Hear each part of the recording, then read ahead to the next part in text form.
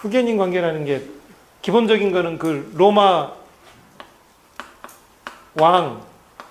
왕과 이제 각 지역 대리 지배자.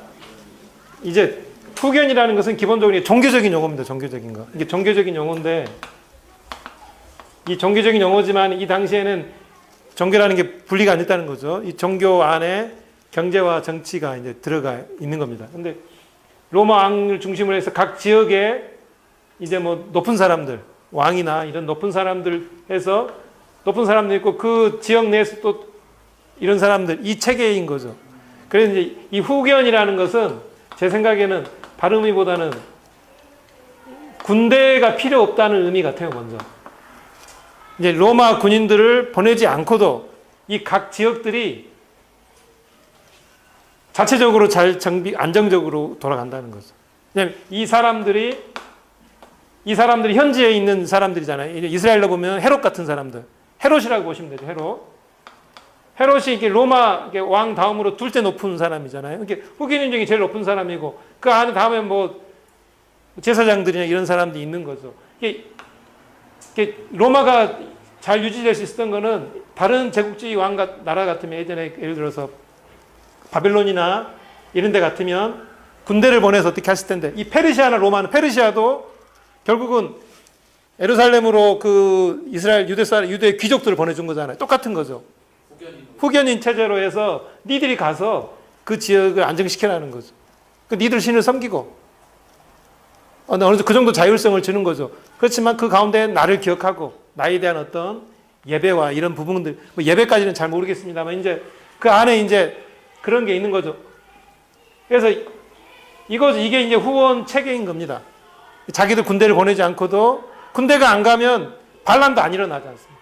지배 당하는 걸 모르기 때문에 이게 우리 제국주의적 용어로 하면 비공식적 제국이 되는 거죠. 비공식적 제국. 비공식적 제국입니다. 이 비공식적 제국이 공식적으로 넘어가는 순간 어려워진다고 하잖아요.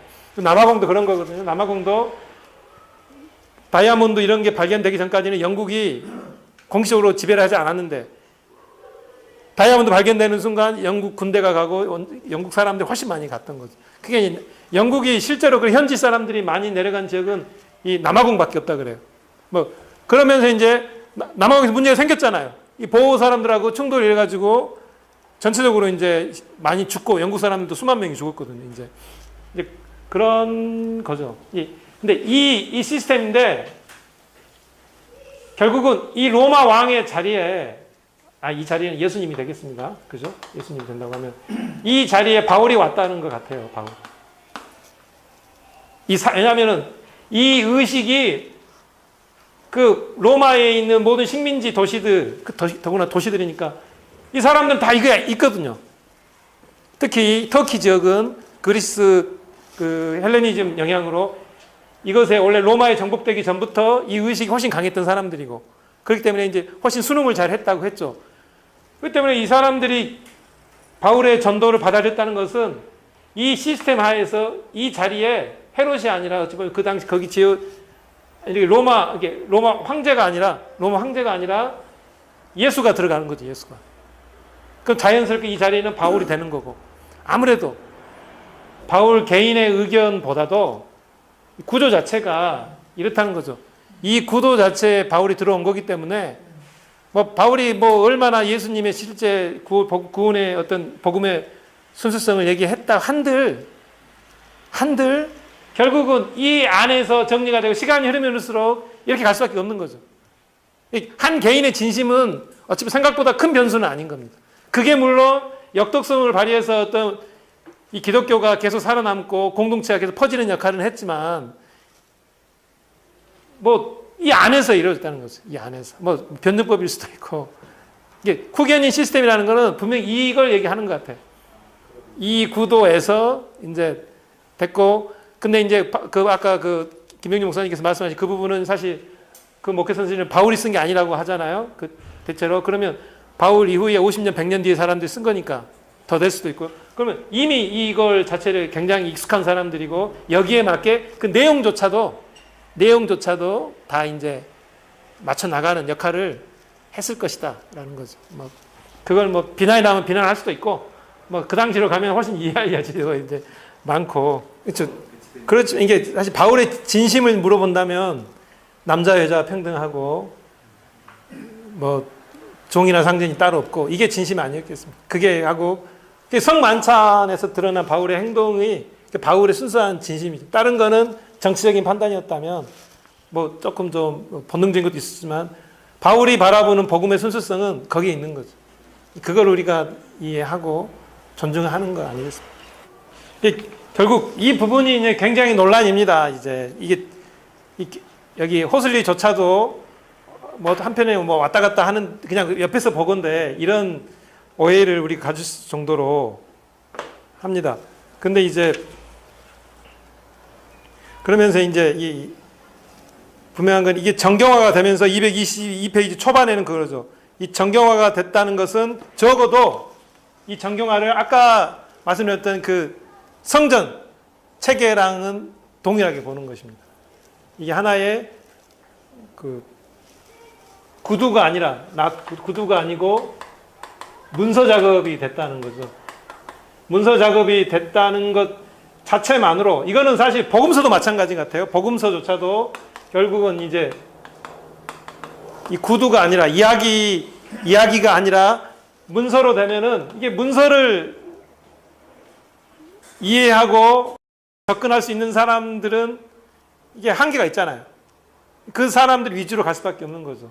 이제 그러면 이제 정경화는 결국은 이 구약의 그 성전 체제랑 똑같은 거죠. 이게 로마의 성전 체제, 그 구약에서는 그게 이제 페르시아인가요? 페르시아의 성전 체제였다면 이제 로마의 성전 체제로 동일한 시스템인 겁니다. 실제로 페르시아랑 로마는 아까 동일했죠. 비슷하게 이제 이방 민족들을 자기 나라 사람들이 아닌 사람들을 이렇게 그렇게 학대하지 않고 환대해서 현명하게 이게 저항이 일어나지 않고 알아서 잘 세금을 낼 수 있는 그런 시스템으로 이제 갔던 것입니다.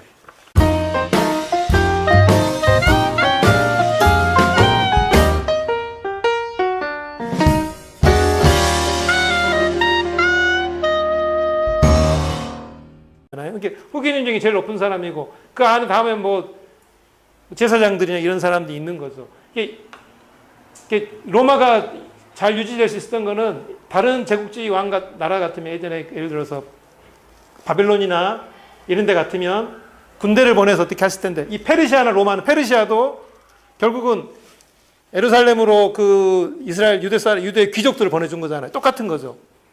후견인 체제로 해서 니들이 가서 그 지역을 안정시켜라는 거죠.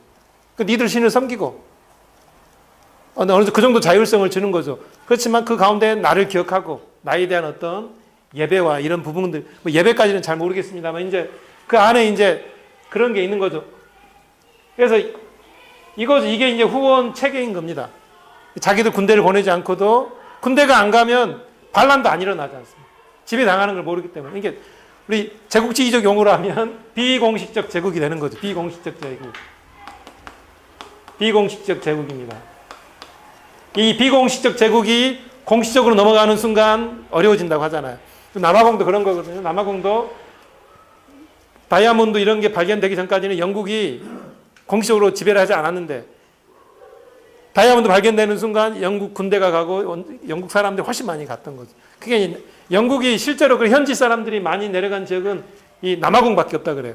뭐 그러면서 이제 남아공에서 문제가 생겼잖아요. 이 보호 사람들하고 충돌이 일어가지고 전체적으로 이제 많이 죽고 영국 사람들도 수만 명이 죽었거든요. 이제 그런 거죠. 근데 이 시스템인데 결국은 이 로마 왕의 자리에 이 자리는 예수님이 되겠습니다. 그죠? 예수님이 된다고 하면 이 자리에 바울이 왔다는 것 같아요. 바울.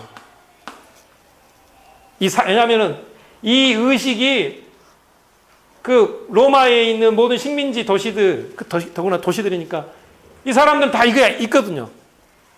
특히 터키 지역은 그리스 그 헬레니즘 영향으로 이것에 원래 로마에 정복되기 전부터 이 의식이 훨씬 강했던 사람들이고 그렇기 때문에 이제 훨씬 순응을 잘 했다고 했죠. 그렇기 때문에 이 사람들이 바울의 전도를 받아들였다는 것은 이 시스템 하에서 이 자리에 헤롯이 아니라 어찌 보면 그 당시 거기 지어 이렇게 로마 황제가 아니라 예수가 들어가는 거죠. 예수가. 그럼 자연스럽게 이 자리에는 바울이 되는 거고, 아무래도 바울 개인의 의견보다도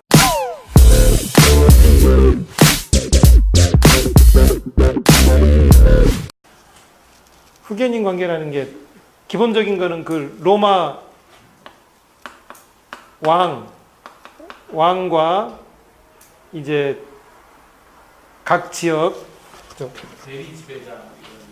이제 후견이라는 것은 기본적으로 종교적인 용어입니다. 종교적인 거. 이게 종교적인 용어인데 이 종교적인 용어지만 이 당시에는 종교라는 게 분리가 안 됐다는 거죠. 이 종교 안에 경제와 정치가 이제 들어가 있는 겁니다. 근데 로마 왕을 중심으로 해서 각 지역에 이제 뭐 높은 사람들, 왕이나 이런 높은 사람들 해서 높은 사람들 있고 그 지역 내에서 또 이런 사람들, 이 체계인 거죠. 그래서 이제 이 후견이라는 것은 제 생각에는 바른 의미보다는 군대가 필요 없다는 의미 같아요, 먼저. 이제 로마 군인들을 보내지 않고도 이 각 지역들이 자체적으로 잘 안정적으로 돌아간다는 거죠. 왜냐하면 이 사람들이 현지에 있는 사람들이잖아요. 이스라엘로 보면 헤롯 같은 사람들. 헤롯이라고 보시면 되죠, 헤롯이 이게 로마 왕 다음으로 둘째 높은 사람이죠. 구조 자체가 이렇다는 거죠. 이 구도 자체에 바울이 들어온 거기 때문에 바울이 얼마나 예수님의 실제 구원의 어떤 복음의 순수성을 얘기했다 한들 결국은 이 안에서 정리가 되고 시간이 흐르면 흐를수록 이렇게 갈 수밖에 없는 거죠. 한 개인의 진심은 어차피 생각보다 큰 변수는 아닌 겁니다. 그게 물론 역독성을 발휘해서 어떤 이 기독교가 계속 살아남고 공동체가 계속 퍼지는 역할은 했지만 이 안에서 이루어졌다는 거죠. 이 안에서. 변증법일 수도 있고. 이게 후견인 시스템이라는 거는 분명히 이걸 얘기하는 것 같아요. 이 구도에서 이제 됐고, 근데 이제 아까 김영준 목사님께서 말씀하신 그 부분은 사실 그 목회 선생님은 바울이 쓴 게 아니라고 하잖아요. 대체로. 그러면 바울 이후에 50년, 100년 뒤에 사람들이 쓴 거니까 더 될 수도 있고요. 그러면 이미 이걸 자체를 굉장히 익숙한 사람들이고 여기에 맞게 그 내용조차도 다 이제 맞춰 나가는 역할을 했을 것이다라는 거죠. 그걸 비난이 나오면 비난할 수도 있고, 그 당시로 가면 훨씬 이해할 여지도 이제 많고, 그렇죠. 이게 사실 바울의 진심을 물어본다면 남자 여자 평등하고 종이나 상전이 따로 없고 이게 진심 아니었겠습니까? 그게 하고 성만찬에서 드러난 바울의 행동이 바울의 순수한 진심이죠. 다른 거는 정치적인 판단이었다면 조금 좀 본능적인 것도 있었지만 바울이 바라보는 복음의 순수성은 거기에 있는 거죠. 그걸 우리가 이해하고 존중하는 거 아니겠습니까? 결국 이 부분이 이제 굉장히 논란입니다. 이제 이게 여기 호슬리조차도 한편에 왔다 갔다 하는 그냥 옆에서 보건데 이런 오해를 우리가 가질 정도로 합니다. 근데 이제 그러면서 이제 분명한 건 이게 정경화가 되면서 222페이지 초반에는 그러죠. 이 정경화가 됐다는 것은 적어도 이 정경화를 아까 말씀드렸던 그 성전 체계랑은 동일하게 보는 것입니다. 이게 하나의 구두가 아니고 문서 작업이 됐다는 거죠. 문서 작업이 됐다는 것 자체만으로 이거는 사실 복음서도 마찬가지 같아요. 복음서조차도 결국은 이제 이 구두가 아니라 이야기가 아니라 문서로 되면은